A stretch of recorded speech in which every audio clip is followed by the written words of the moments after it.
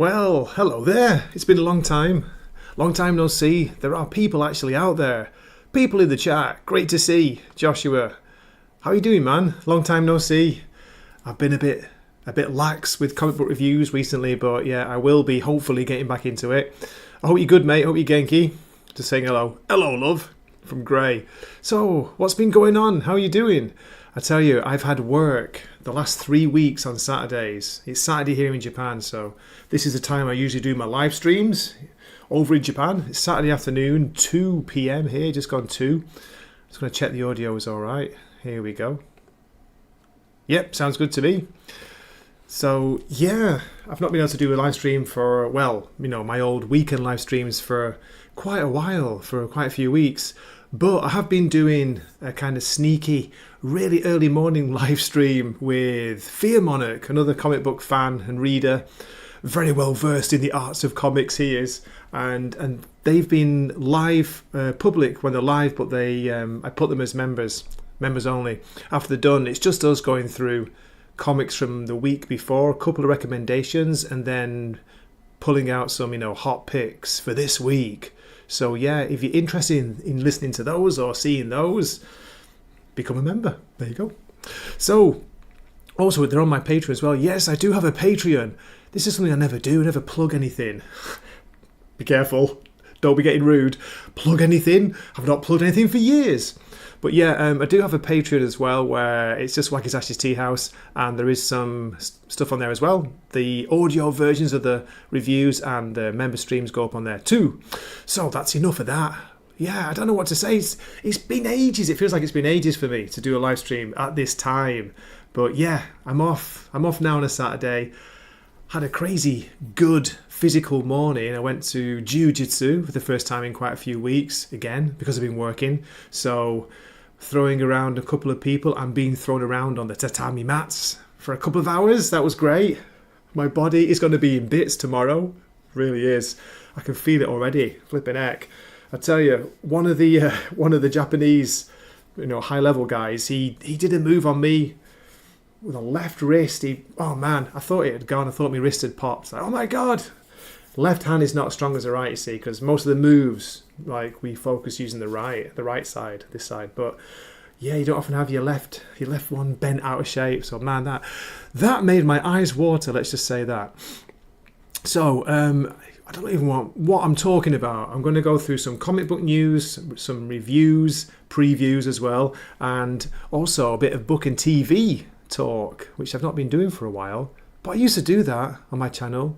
Back in the day, I used to talk about books and TV. I used to do TV reviews, if you can believe that. Crazy, right? It's crazy. Can you believe it? I can't believe it. So, first off, let's do a bit of physical media. This is something I've had for a long time. Oh my God, what is going on? Bob, what are you doing? What are you doing? Speaking of the League of Extraordinary Gentlemen, in the chat we have Yobami. Oh my God, he's a member. He's been supporting this channel for years. Seriously, fantastic. Thank you for that. And he's just dropped a $50 super chat. What are you doing? What are you doing, sir? I wish I could play a clip. I can't anymore because of StreamYard. But what I will do is, where are we? I'm going to play you something. How about this? Yeah, I know, it's a bit cliched, isn't it? A bit of applause. How about this one? Oh, what does this sound like? I can't even hear them because I've not got the headphones on. Thanks a lot, mate. I hope you're good. How's your cosplaying going? All right. That's all I can say. That's the sound of the inside of my head on a regular basis. Yeah. Anyway, enough of that. Hope you're good, man. Hope you're genki. It's freezing cold in Japan. When are you coming over? That's what I want to know. That's the question. When are you coming over? Oh, speaking of freezing, nose is running already. There we go. No heat's on. It's still actually it's 17 degrees here, which is not too bad. It's about 16 to 61. So yeah, about 63, 64 degrees Fahrenheit. Not bad. But inside the house, it's really cold. There's sunshine pouring in from over there. That's why this side of my face is like glowing, lovely. And I've got a haircut. I finally got my haircut. You should have seen me yesterday before I got it done. It was like an afro. A white pommy Englishman's afro, if you're allowed to have those, I don't know. But yeah, what I was saying is, I've been rereading The League of Extraordinary Gentlemen. This is going back. This is a bumper edition. This is part 1 and 2 together. Now let's have a look at the dates printed in this. Yes, here we go. It says this is the bumper compendium edition, 3rd printing, 1999. Doesn't have the actual month, but it's 1999. I picked this up on one of my trips back to the UK when I used to go visit my parents when they were still alive. So yeah, I got back into this because Weird Science Comics, Jim and Stork have been reviewing this, going through it together. So it's got me to pick it back up and just remember how cool Alan Moore and Kevin O'Neill were when they were doing this. Look at that. I know it doesn't look great on the screen there if you can see it, but simple. Some people call his art simple, but there's always stuff going on in the background. It's so cool. If you don't know the story, it's basically a league of extraordinary gentlemen and women. It's like, what's the word? Famous historical figures from literature are kind of come together as a bit of an Avengers or Suicide Squad team up to face off against some dastardly villain, in the UK or the Commonwealth as it used to be. Future stories do touch on invaders from Mars, which is really awesome. But yeah, this is cool. This is basically getting the team together. You've got, it's not really spoilers, but you've got people like Alan Quatermain, who used to be a kind of fictional, almost like a older version of an Indiana Jones style person. You've got the Invisible Man. You've got Dr. Jekyll, Mr. Hyde.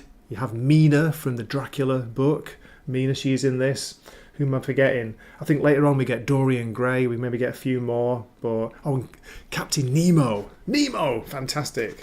Speaking of Nemo, let me find his ship, his submarine. Look at it. I think I just showed it, but look at that.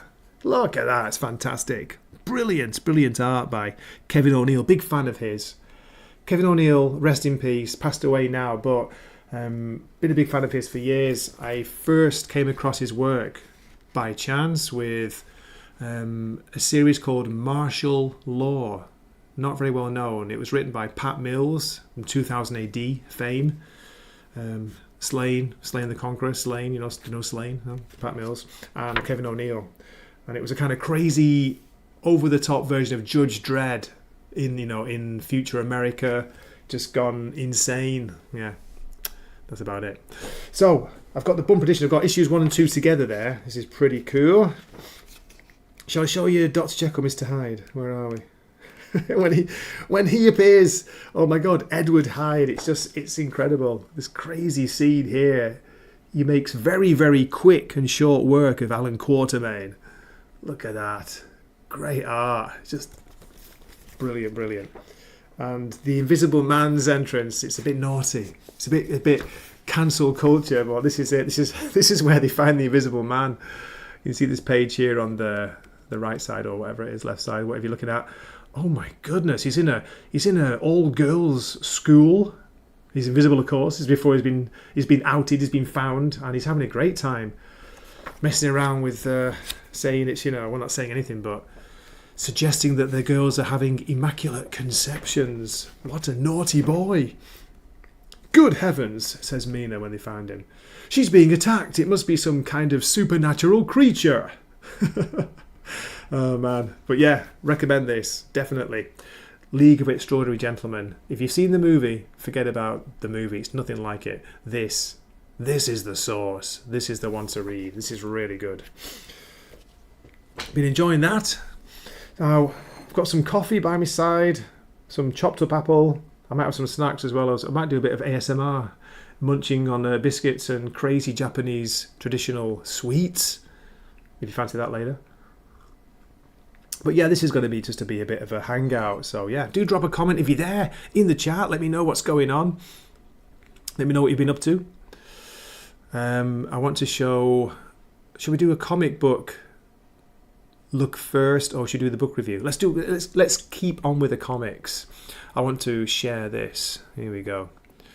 share screen. Now, if you're not aware of this, this is a Image Comics series called The Sacrificers, written by Rick Remender. It's got art by Max Fiumara, I think it's all Fiumara. Colours Dave McCaig, letters Russ Wooten.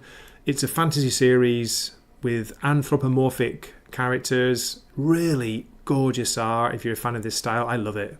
Big fan of this. Look at this. Let's have a look.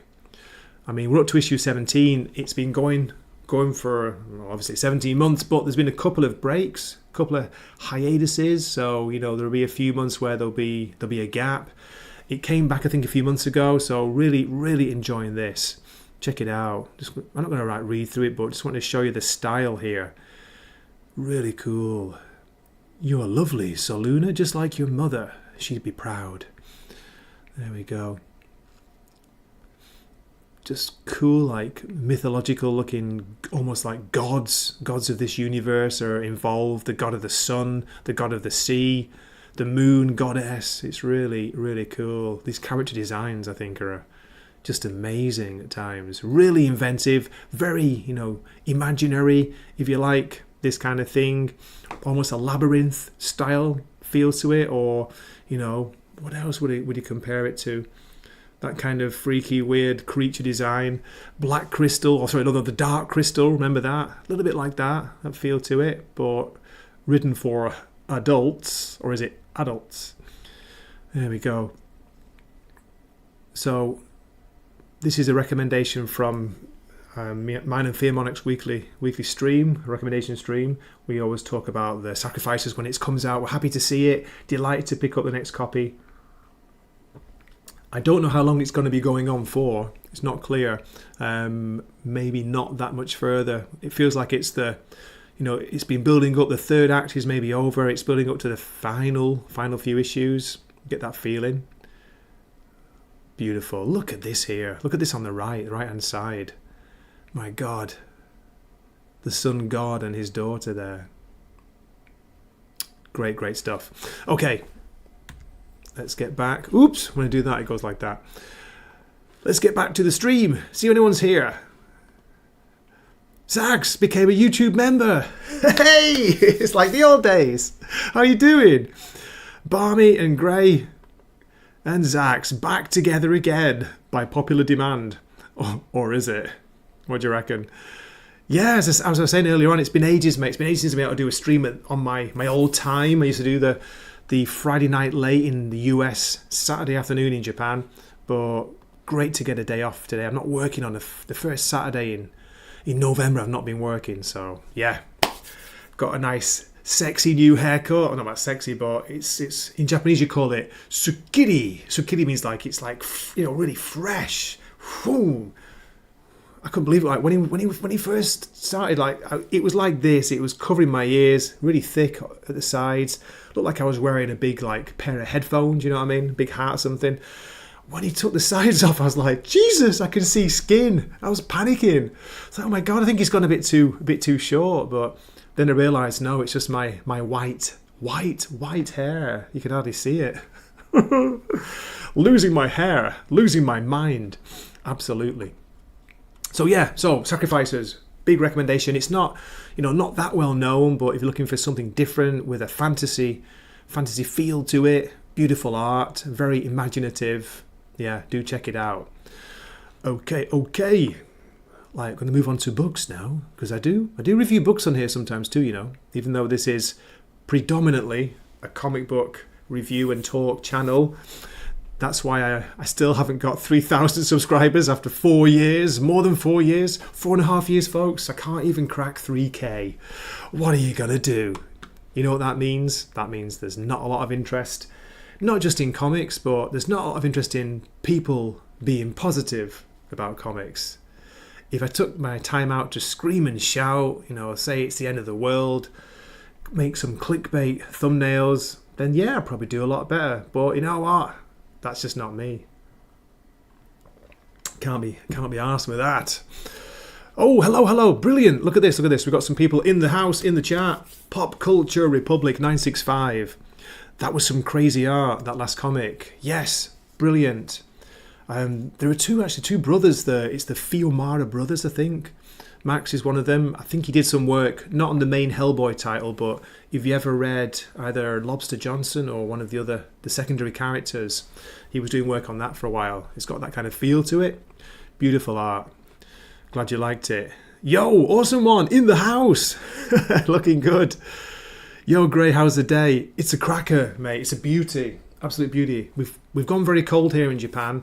We had the first snow on the mountain, on the summit, on the top. That was a few days ago, but it's a clear blue sky today, and the mountain looks amazing. It's got the fall colours, it's all kind of red and purple and almost golden glowing with the snow on top. So yeah, things are great, and things are going to be getting even better because good news is, folks, Mrs. Wakizashi is away for the weekend. She was gone to help a friend, help the friend's son move apartments over in maybe, I don't know, Osaka or Kyoto or somewhere. So I'm a free man, and it gets better. It just happens to coincide with the Volunteer Fire Corps that I'm a member of, the local Volunteer Fire Corps' end of year party, even though it's only November the 22nd. We start things early over here in Japan. It's the Bonenkai, as we call it. It roughly translates as forget the year. Bonenkai party. Forget the year party. Yes, it's going to involve quite a bit of alcohol. No, as you're no doubt unsurprised. This is my channel. This is me. But this is me we're talking about. So yeah, we're going out for some Japanese food, to an izakaya, some fresh fish, some sashimi, some izakaya style, fried food. Can't wait. I'm so excited. That's later on tonight. Okay, Zax was saying something about his son is going to Japan in March next year for a month. Brilliant. That's great news, man. Great news. I hope he has a blast. I'm sure he will. It's incredible over here. Really, really good. Really good. You have to let me know privately, Zax. Let me know whereabouts he's going. If you need any advice or recommendations, although it's all on the internet, isn't it? You can find what you want. Have fun, Zax's son. Okay, haven't kept up with comics much since the mid-90s. Pop Culture Republic says, yeah, I know what you mean. I was out for years when I moved over to Japan. I lost contact. So from end of 2002 until about when I discovered Comixology. Remember that, when it used to be good back in the day? About 2016 with DC's Rebirth, I was pretty much out. I bought the odd graphic novel here and there, but yeah, I wasn't reading regular monthly comics, and I got back into it. DC, Rebirth, and digital comics. The reason I went for that is because there's no comic stores anywhere near where I live. You're talking 4-hour bus ride, 4 hours on the coach, or 3.5 hours on the train to get to Osaka, and then there's maybe one or two shops that might stock some American comics. Not that many. Yeah, it is what it is. I do order via post sometimes from Tokyo. There's a shop in Tokyo which does DC and Marvel and a couple of Image books, but man, I really miss not being able to get a good selection of more, independent titles.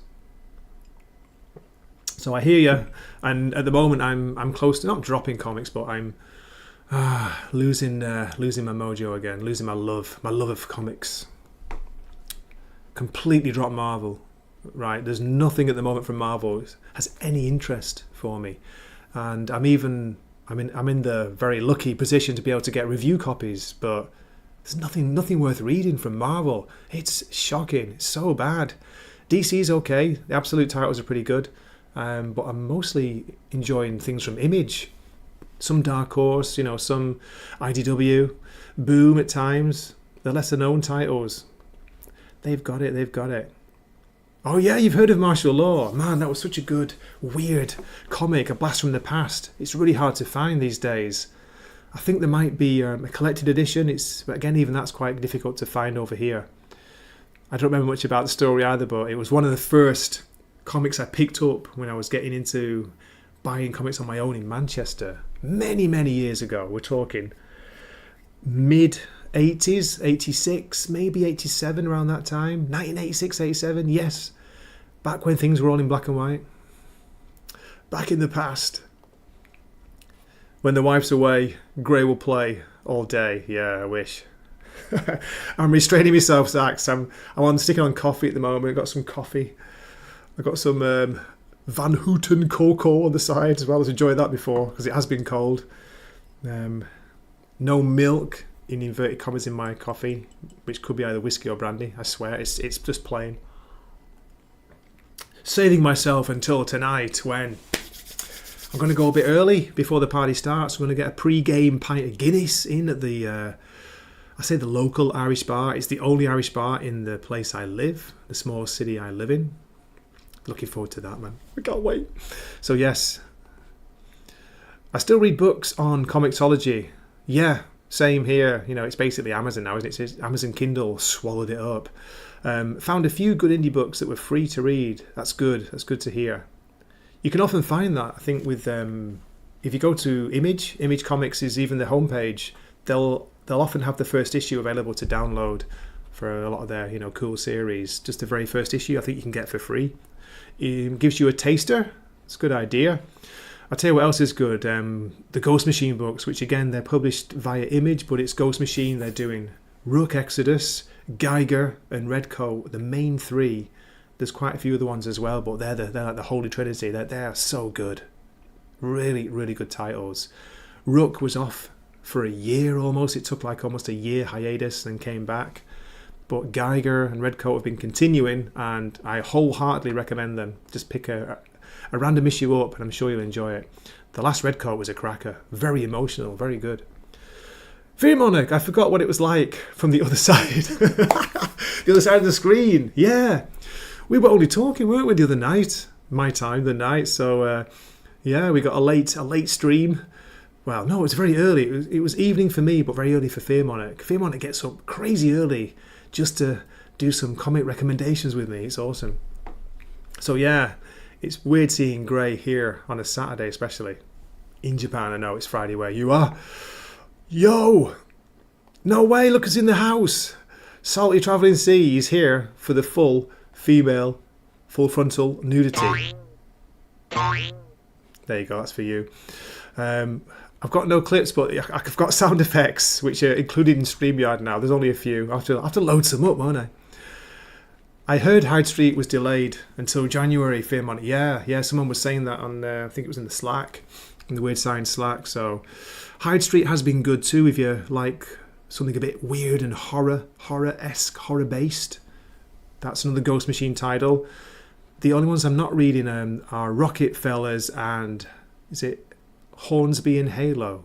Which, they're not that bad. They're just not really, they're not pulling enough to keep buying them, keep reading them. Yeah, I heard about that. Redcoat. Redcoat is being made into a movie, if you can believe that. Believe it or not. Redcoat being made into a movie, that's crazy, isn't it? Don't you think it would work better as like a TV series? Like a weekly, whatever, I'd say 6 or 8 part, 10 part. Remember when TV series used to be like 24 episodes, or was it more? Oh my God. Remember those days? Yeah, I know you do. Fiumara doesn't sleep. It must be hard to sleep with all those cats, mate. They'll be like, come on, feed us. What are you doing? You can't have any sleep. And working the night shift must be hard. Working the graveyard shift, Here's a toast to you of it's just coffee in my Hello Kitty cup. Oh my God, this is just reminding me of something. I heard something insane about Hello Kitty. Hello Kitty.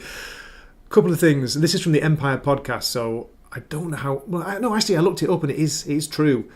Did you know? First thing is that they're going to make a Hello Kitty movie. Okay, that's not really new news. That's been known for a while. But Hello Kitty is a Japanese-based character, right? Is a cute little cat, right? That's what you thought, right? That's what I thought for all these years. Well, we're wrong because I'm going to talk about what it is. I'm going to show you. What is Hello Kitty? You won't believe it. And now it's nothing weird. It just surprised me. What do you think, folks, in the chat? How well do you think, if it's done well, how well would a Hello Kitty movie actually do? Here we go. I'm just going to read off screen. I'm not going to share it because it's too small. It's on Wiki. Hello Kitty, also known by her real name Kitty White, is a fictional character created by Yuko Shimizu. Blah, blah, blah. The company Sanrio has like the rights to this, publishes this character. Sanrio depicts Hello Kitty as a British anthropomorphized white cat with a red bow and no visible mouth. But, according to her backstory, she lives in a London suburb with her family and is close to her twin sister Mimi, who's depicted with the yellow bow. Keep going, keep going. Where is it? I found out something crazy. She's not a cat. She's actually a girl. Hello Kitty is a girl.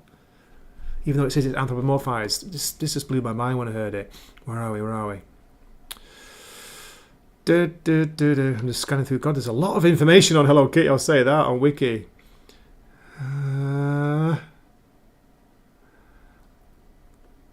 Shimizu got the name Kitty from Lewis Carroll's Through the Looking Glass during a scene early in the book. Alice plays with a cat she calls Kitty. Okay, the Sanrio company's motto is social communication, and they wanted the brand name to reflect that by including a greeting. That's why it's hello. First of all, it was considered to be Hi Kitty before finally setting on Hello Kitty. I can't find that now. Maybe it's changed it, but I'm sure I read. Well, basically, the Empire podcast was saying, do you know that Hello Kitty's not a cat? It's a British girl. It's like, what? What the heck? What's going on? Well, I thought it was interesting anyway. There we go. Mamma mia. Oh, found it. Here we go. I've got it. Official character profiles list her full name as Kitty White, born in the suburbs of London, England on November the 1st. Her height is described as 5 apples and her weight as 3 apples. She's portrayed as a bright and kind-hearted girl, very close to her twin sister Mimi. She's good at baking cookies and loves her mama's homemade apple pie. She likes to play the piano and collect cute things. Her favourite subjects in school are English, music and art. There we go. Aren't you glad you know that now? Aren't you glad you tuned into this stream? I couldn't believe it. It's like, Hello Kitty's not a cat. It's like one of those moments where, you know, reality starts to like tear. And you're like, wait, was it only me that didn't know this? Oh my God. Here we go. What was Salty saying about it? Hello Kitty would do $1 billion. Yeah, as long as it's, you know, not touched by modern, current day Hollywood. Oh my goodness. What's Fiumara was saying? You guys are alright. You're not fighting in the chat, are you? For Redcoat, a streaming episodic show would make more sense. Yeah, I agree. The Hello Kitty collabs have been insane lately. But like, you know, I know I've said it already, but does that look like a British girl to you? Maybe it does. Was Hello Kitty, did it precede Usagi Yojimbo? Stan Sakai? Yes, it did. Yes, she did, I should say. Gray's not a cat as well, he's a Brit. It's true, I'm a whinging pom, as the Australians always fondly called me when I was in Australia. Oh, shut up, you whinging pom. Oh, God. Fiumara says to Salty, Your Honour, the roofie was for my protection. Classic. What's going on? I'm getting buzzed. Getting buzzed on my phone. Let's see. Oh, it's nothing. Nothing. It's TikTok telling me for the 2000th time. Your 1000 reward points are ending soon. Hey, Morning Haze, how are you? I thought at 5 apples high she was a girl, Kitty. Yeah, must be. I didn't know they measured height in apples as well. That's a new one for me. That's fascinating. It just blew my mind when I heard it's a girl. It's like, no. Oh. Anyway, next thing you'll be telling me Usagi Yojimbo is a rabbit and not a real samurai. How does that work? Crazy. Well, the coffee's gone right to my head. As you can see, I'm on that absolute crazy Wakizashi waffle. I was going to talk books next. Okay. Great books that I've read recently. I've been up and down my reading. Sometimes I'll get into it, but other times it's mainly comics. Here we go. This is a reread, by the way. I'm sure anyone with any kind of interest in fantasy, I'm sure you've already read this, but this was a reread, and it's a huge recommend. It's A Wizard of Earthsea, 1968, by Ursula K. Le Guin. the first part of their Earthsea series. Okay, I'm just going to read it from my review. Come on, Gray, do it, because this is how you lose your audience. Don't you just love it when you return to a favourite book and it is just as good, if not better, than you remember? A fellow blogger recommended, he did a reread recently of the second Earthsea book, right? It's called The Tombs of Atuan. That inspired me to pick that up and read it. I know the second one, crazy, right? But it does work as a standalone story.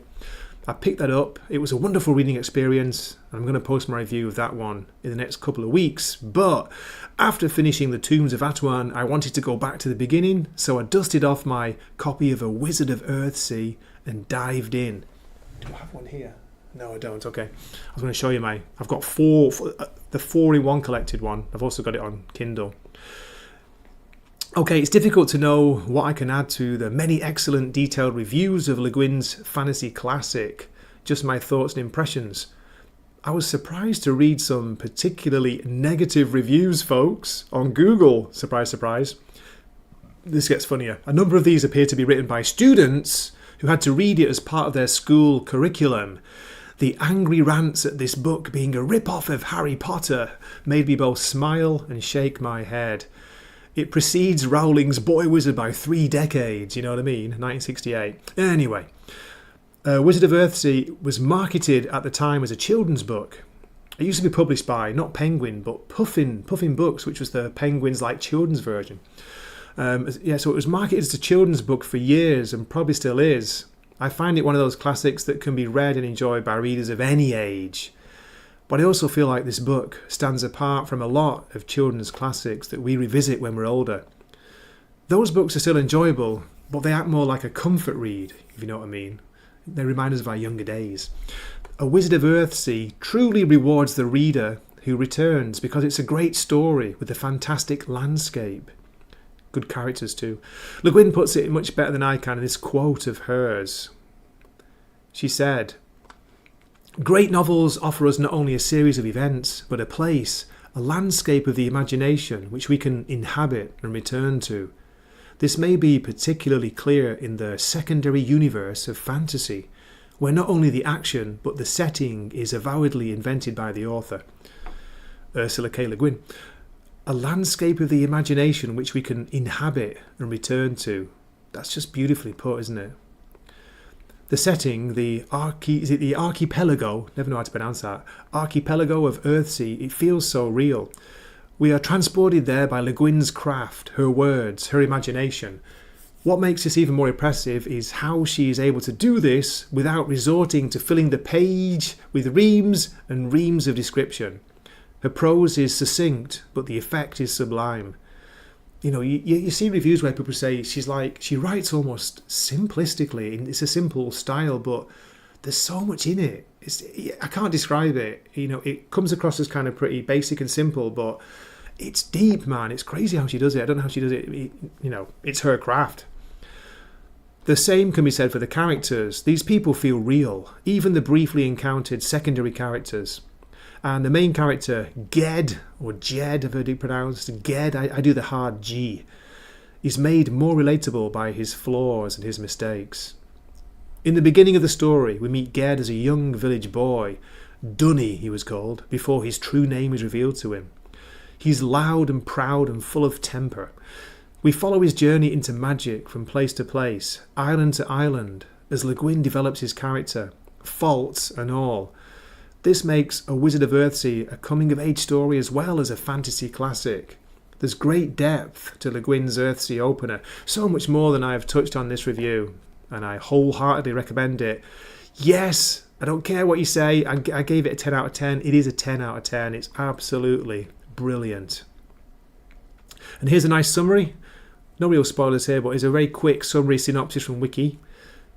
Earthsea. The story is set in the fictional archipelago of Earthsea and centres on a young mage named Ged, born in a village on the island of Gaunt. I nearly read that as gout then. Uh-oh. He displays great power while still a boy and joins a school of wizardry. Hence the Harry Potter comparisons by those angry Google reviews I talked about.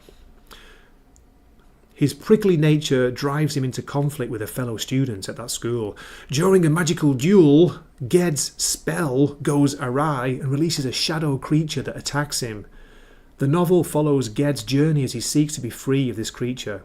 It's really, really, really good story, and it's quite dark at times, and it's not like 500, 700, 1,000 pages. It's less than 200 pages, but there's so much in it. Got a few comments about it. This will always remain a good one. It may be a children's book, but the prose is so nice it can easily be enjoyed by all ages. It's just a well-written book about a child instead of a children's book. Where are we? Someone else wrote, this is the guy who inspired me, Bookstooge. He reviewed the second book, The Tombs of Atuan, and got me to reread that and then this one. Great review. I'm super happy your reread was so good. That doesn't happen with every reread, unfortunately. I had to smile at that rip-off of Harry Potter. I downright laughed out loud. I just hope one day some of those kids who wrote those reviews will reread this themselves and appreciate what Le Guin did. Because as far as I'm concerned, she made fantasy mainstream for her kids with this trilogy. Okay. Anything else? Where are we? It's one of the best ones. The very top of the top. Agreed. And oh yeah, absolutely 10 out of 10 for me too. Although I would not call it a children's book, though. It's everyone's book. The prose is deceitfully simplistic. Each sentence stripped to its bones, standing out more sharply for it, leaving the after images in your brain for years and decades afterwards. That's great. That's a great description of it. This is both a stylistic choice of making a Wizard of Earthsea, the inheritor of oral culture, and a personal aesthetic choice of Le Guin, who was a poet, very attuned to the power of words. What can I say? Beautifully put. Don't know what else to say. Yeah, there we go. So that's great. That's the end of the waffle. Jeez Louise. Let's see anyone's still here. Here we go. Oh, nice one. I knew you'd get it, Salty. I knew you'd like it. Come on, it's absolutely incredible. And I tell you, when I went back, I'm 52 now, getting on 53, and I reread it like last month. I just flew through it. It's absolutely brilliant. And so is the second book, The Tombs of Atuan, where she takes a very different approach. It's brilliant. It's brilliant. It involves a labyrinth, by the way. It's really, really good. A kind of, almost like a Dungeons and Dragons feel to it. You got the wizard Ged coming into it much later in the story. He doesn't start with his story. He comes into someone else's story. It's so well done. And he's exploring basically a dungeon looking for a treasure, and he gets trapped. And it's what happens, the relationship that builds between the main character of the story, and then Ged, who becomes a secondary character. But it's so well done, guys. Really recommend The Tombs of Atuan.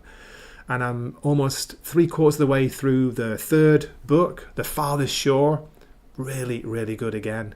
It's a great kind of, what's the word? It's a seafaring journey, a quest to find what's going wrong with magic in the land, in Earthsea. Something terrible is happening, and yeah, it's really, really good. Anyway, blah, blah, blah. There we go. Gray's going to make us read his blog. Yeah, no one reads it, and don't worry about it. I don't expect anyone to read my blog. I did that myself. I killed my blog by changing the... what do you call it? You know what I mean? The domain name quite a while back, and it just killed the traffic completely. What a stupid thing to do. Hey, because when I first made it, I gave it some stupid domain name like Big in Japan. I don't know. It was something stupid anyway. It had nothing to do with Wakizashi's Teahouse or books or comics or anything. That's my excuse, and I'm sticking to it. Remember the time we fell in love. I do actually, or someone, but I'll keep it between me and you, okay? Fiumara, you're trying to tell me that Harry Potter ain't some kind of unique literary masterpiece. How dare Tales of Earthsea, 30 years before, how dare it rip off J.K. Rowling's School of Wizardry? It's a completely different story, completely different. It's like, you can tell that Le Guin was a huge fan of Tolkien. Huge fan. Absolutely loved Tolkien.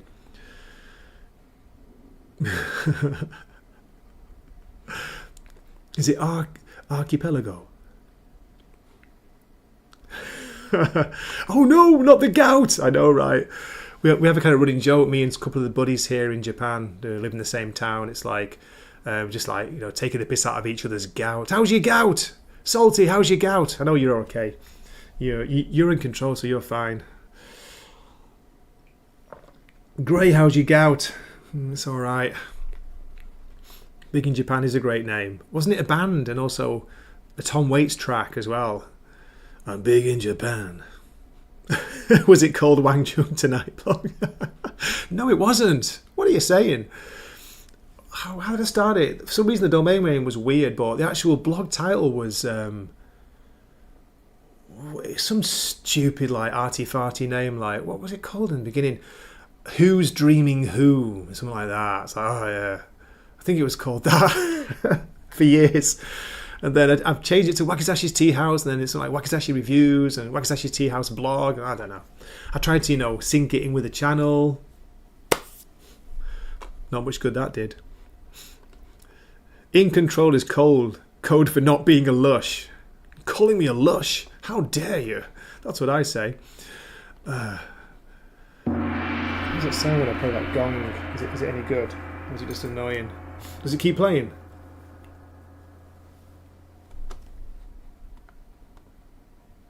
Well, there's no sound to it. That's my heartbeat, folks. Getting excited.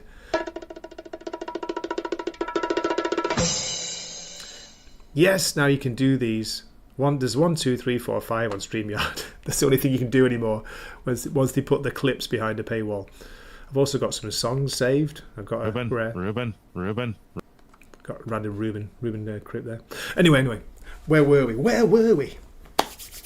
So that was the main things I wanted to talk about. Of course, you've all read this. If you haven't, you should do. League of Extraordinary Gentlemen. Forget about the movie, which is actually quite kind of campy fun at times, but the comic book is incredible. I'm rereading this at the moment. Big shout out to the Sacrificers, definitely. Any of the Earthsea books by Guin, you don't even have to read the first one. First, as I was saying, like Tombs of Atuan, the second book is brilliant for like a dungeon crawling Dungeons and Dragons adventure with weird like old gods and things going on. It's cool. Very, very cool. What else? Do AI tea houses dream of electric dojos? Can I copyright that? No! I've got to take it. I'm going to steal it. Where is it? Get my dirty hands on it. Can you see in the screen? Oh, I can't quite grab it. Great freeware sound effects. I get a zinger one once in a while. Salty, yeah, I know. I heard about it. The new titles for the relaunch of Vertigo, they're all kind of new, original titles, aren't they? Couple sound intriguing.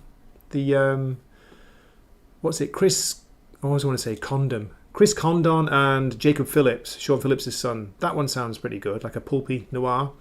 Modern noir, maybe. The other ones, I don't know, I wasn't really sure about. What was that book you reviewed about again? Are you joking or are you serious? I'll put it in the chat. A Wizard of Earthsea. Wizard. And just for any fans of fantasy, absolutely brilliant. Deceptively simple. Ursula K. Le Guin. I know that, you know the Studio Ghibli movies? Not Miyazaki Hayao, not the main guy who's done all the classics, but I think it was his son, did a movie based on, it might be the third book, The Farthest Shore. On one of the Earthsea books. It's not as good as, you know, some of the classic Ghibli movies, but it's worth a look if you've not seen it. I can't remember the English title. The Japanese title is like Ged no Nantoga, Ged no Denki or something, Ged no. It's like the Ged's Adventure, it translates as something very simple. Let's have a look. Let's look it up while you're here. Studio Ghibli. Ged.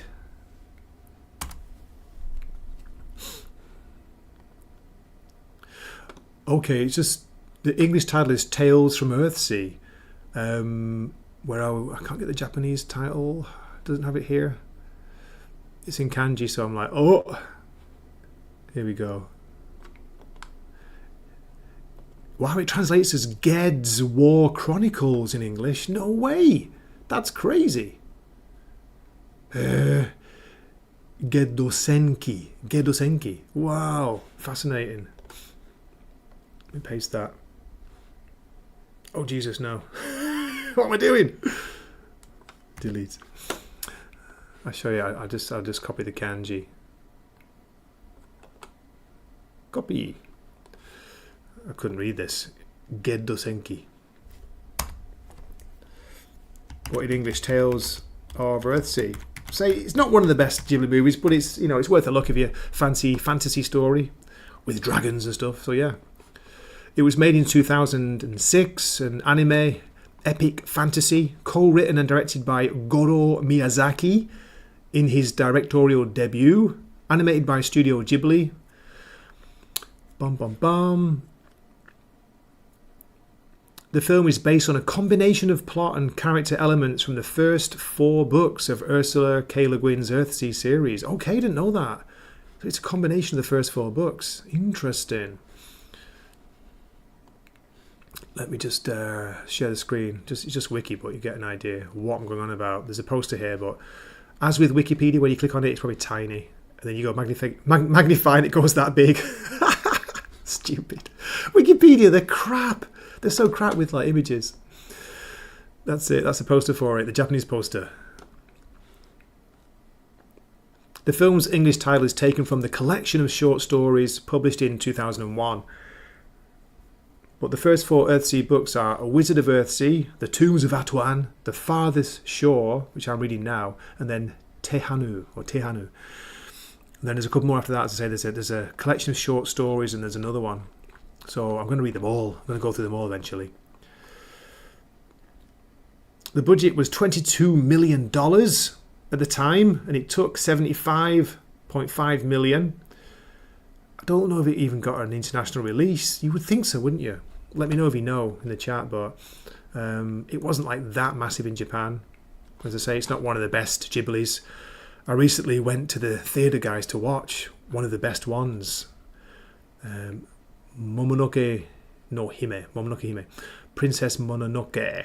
Absolutely incredible. They did a 4K re-release in the theatres, so I went. Of course, no English subtitles. My Japanese is not that great. I got maybe half of it. I already knew the story, so it was fine. And it's a very visual movie, so you get what's going on just by watching it. But I miss the very kind of detailed, the small details, like what the characters are talking about at certain points when it gets into old Japanese spiritual gods or nature gods and things. It's quite complicated at times, but it's fantastic. Great movie. If you haven't seen Princess Mononoke, I do recommend it. Okay, let's have a look. Yeah, book adaptations are rarely good. It's rare, isn't it? Sometimes they can be, but I didn't know that. I didn't know it was like a mixture of all, little pieces taken from the first 4 books. That's weird, isn't it? Unusual approach. Fiumara, what are you on about? Looks like spaghetti to me, Chief. Tried a few episodes of Sandman. Oh God, don't get me started on that show. Huge fan of the comic book, by the way. I was buying it when it was coming out back in the day. Yeah. Oh, what a mess they made of that. Could have been so good. Some parts were okay, but don't forget, I'm positive. I'm Mr. Positive. I'm being generous here. I know that. Oh, absolutely salty. Yeah, if anyone out there, if you've ever had an interest in the audio versions of the Sandman books, brilliant. So it's the Sandman comics, I want to say. The audio versions are fantastic, and surprisingly, before the series was made and before Neil Gaiman decided to, race swap characters and mess around with that kind of thing, DEI it, if you look at the cast for the audiobooks, you will find, no surprises that it's an ordinary cast. There's no big, huge DEI things in that. Interesting how he changed, isn't it, for the Netflix series. Or maybe it wasn't him. Maybe it was Netflix, but I don't think so. I think it was a combination of the both. Yeah, do check out the books. The books are great. As Salty says, the audio drama on Audible is brilliant. They do it as like a a proper like audio drama. It's all different voices, great cast, fantastic, great music, sound effects, really, really good. Now, Fiumara, how did I know you'd be a big fan of Kiki's Delivery Service? Great. It's because of the cat, isn't it? Or the cats. Come on. No, that's a great film, Kiki. Really good. Spirited Away, Howl's Moving Castle. Still some of my favourites. It's hard to say. It's hard to pick a favourite, but Spirited Away is just incredible, I think. But, you know, even some of the early ones like Nausicaa, Valley of the Winds is really good. That's a great early work from Miyazaki, from Ghibli. It has a very big environmental message back in the day, a long, long time ago. And Mononoke is a bit like that too. But what's good about Mononoke, it doesn't like pick sides. It shows both sides of like, you know, the forest and then the industrial kind of like fighting each other. Nature versus industry, and it doesn't pick sides. It shows, you know, good points and bad points of both. And the animation is incredible. Just incredible. Okay, I've been waffling on for 50 minutes. I'm not going to go on too much longer. Woohoo! Everyone cries. Thank goodness for that. So I've talked about what I wanted to recommend. A couple of comic books here and there, a book review, and what else? Yeah. If you get a chance, if you have time at the weekend, do rewatch Princess Mononoke and let me know what you think. Just for the animation, it's incredible. And I think it might be the first Ghibli which started to use a little bit of CG. It's rare. It's not that much in it, just a little bit, but you don't really notice it.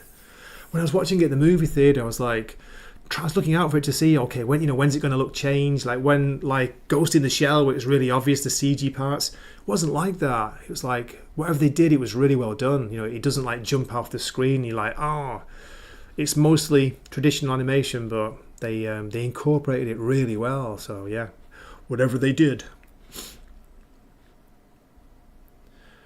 Ooh, where are we? I'm going to catch up with you in the chat. Morning Haze, Howl's Moving Castle book is really good. Yeah. Is it Diana Wynne Jones? Yeah, she was a great, more for children's fantasy author. And actually, it's funny you bring that up. I'm reading for the first time one of her books. It's not well known. It's called Archer's Goon by Diana Wynne Jones. Let's have a look before we finish. Archer's Goon. I think because of the success of Howl's Moving Castle, the animation, the book became popular again, and they've put some of her earlier books back into print, which is great. You know, I mean, she's passed away now, of course, but as far as I know, she is. Yeah, was. Diana Wynne Jones was a British novelist, poet, academic, literary critic, and short story writer. I'll just show you a little bit before I finish. Thanks for bringing that up. Yeah, Howl's Moving Castle book was really good. After reading it, I don't enjoy the movie as much. Fair enough. There's a lot more. There's a lot more in the book, isn't there? Yeah. It surprised me, and I got Harry Potter vibes from it as well at one point, which is, again, it was before Harry Potter. Okay, Archer's Goon. Probably not well known, but it's a 1984 fantasy novel by Diana Wynne Jones, both for the young adult and adult markets. It was nominated for the 1985 World Fantasy Award for Best Novel. Look at that. And it's listed as an ALL Notable Children's Book, an ALL, American Library Association is that. Best Book for Young Adults, and a Boston Globe Horn Book Award Honor Book. Nice cover. I'm not going to the plot summary, just... because I don't... Where are we? There was a TV adaptation in 1992, a 6-part series by the BBC. No way, I didn't see that. Here's the reception. I won't read what it's about. It's hard to describe what it's about because I'm only just I'm about 20 pages in. Dave Langford reviewed Archer's Goon for White Dwarf magazine, issue 63, and stated that after this, things get complicated. Though one dodgy moral question goes unanswered, the ending is splendidly silly. Jones has written better books, but her inventiveness is a reminder that there's life in fantasy if you know where to look. It was called a well-written, original, gripping read, a witty little urban fantasy. And our favourite writer, Neil Gaiman, here he is again. He said this novel is probably his favourite children's book that he read as an adult. There you go. Praise indeed. So yeah, I've only read the first 20 pages, guys, so I don't know if it's good or not, but I've heard a lot of good things about it. It's just a weird story. What is the Goon? That's what I want to know. To summarise it, what I've read so far, really briefly, a kid comes home from school and in his house there's this huge Goon sat in the kitchen, and the Goon is asking for 2,000 words from the kid's father, the child's father. It's just like, I'm not sure what is going on. So Archer is the person who sent this Goon around to collect these 2,000 words, and that's how it starts. It's completely bonkers. I like it. That's why I like it. Oh my god, I've gone small. Woo! Looks like Beetlejuice. Fiumara saying it's wild. You can basically play Find the Gamer in any comic thing. Reviews, recommendations, forwards, blurbs. Exactly, mate. Blurbs on the backs or on the covers, or, you know, that used to be a big name. Well, he's still a big name, isn't he? But if you got a blurb from Neil Gaiman, you know, wow, you were made, mate, weren't you? He was on everything, but he's surprisingly quiet at the moment, isn't he? It's strange. Okay, on that happy note, it's an hour, guys and girls, 56 minutes. So great to see you. Really good. Before I go out, I'm gonna show you a crazy Japanese traditional sweet. God, my daughter brought them back from Osaka when she came back.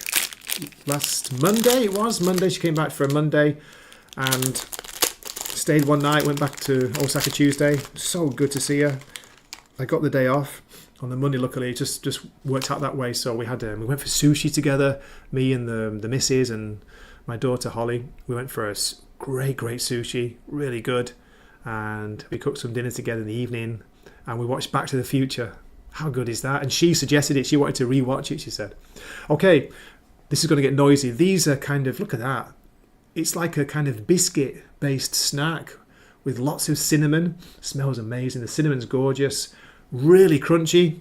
So I'm going to do a bit of ASMR. So if you're on headphones, I'll warn you. This could get noisy. Here we go.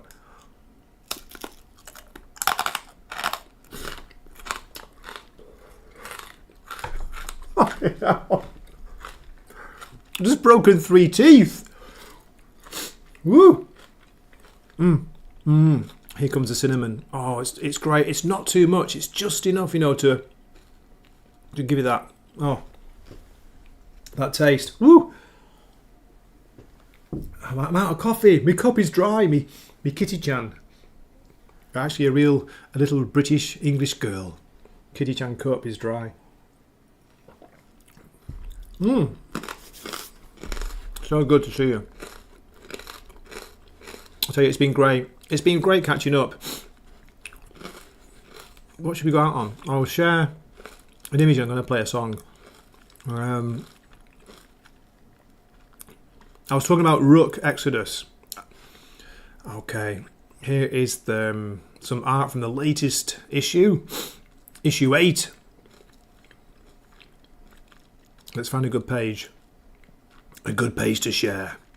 Oh, that's the one. That's got to be that one. Okay. Set this up. Share screen. There we go. I'm going to make it full size. Well, I'm going to disappear. Grey is going to vanish. So as always, thank you so much for joining me. Thanks for listening to me waffle on. It's been brilliant. Yeah, Jason Fabok Salty. He's sick. He's fantastic. Look at that. Look at that page. Detail. No wonder they took a year off to work on the next 6 issues. Media assets. Which one should I play?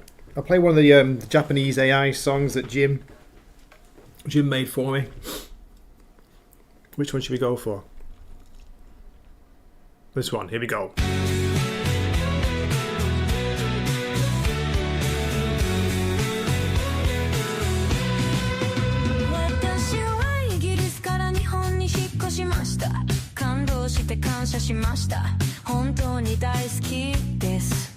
私は普通の男ではありません。私はもう本性の愛です。私にからかわないでください。そうしないとあなたは消えてしまいます。私は普通の男です。でも私はあなたを殺します。だからそのまま受け取って